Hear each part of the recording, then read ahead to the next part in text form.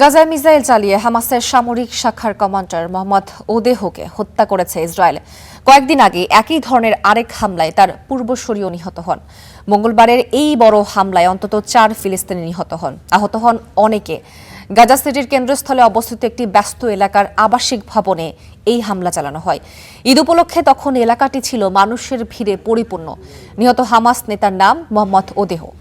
কয়েক মাস ধরে তার চলাফেরায় নজরদারির পর তাকে হত্যা করে ইসরায়েল। দখলদার দেশটির দাবি, ওদেহ 23 সালে ইসরায়েলে চালানো হামাসের হামলায় অংশ নেন। প্রত্যক্ষদর্শীরা জানান, বিভিন্ন দিক থেকে প্রায় একই সময়ে অন্তত 5টি ক্ষেপণাস্ত্র ভবনটিতে আঘাত হানে। হামলার আগে আকাশে একটি হেলিকপ্টারের শব্দ শোনেন প্রত্যক্ষদর্শীরা। হামাসের পক্ষ থেকে এ ব্যাপারে কোনো মন্তব্য পাওয়া যায়নি। হামাস বারবার অভিযোগ করেছে যে ইসরায়েলের যুদ্ধবিরতির শর্ত লঙ্ঘন করেছে এবং বেসামরিক নাগরিকদের ওপর হামলা চালাচ্ছে। যুদ্ধবিরতির পর থেকে এ পর্যন্ত ইসরায়েলি হামলায় 900-র বেশি মানুষ নিহত হয়েছেন।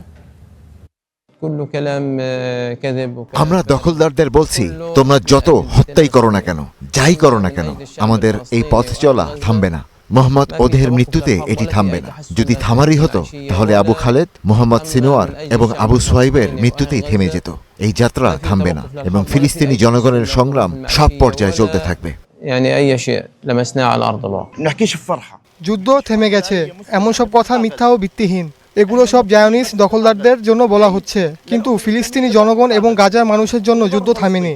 জীবনযাত্রাও কোনো উন্নতি হয়নি। মাটিতে আমরা বাস্তবে পরিবর্তন অনুভব করছি না।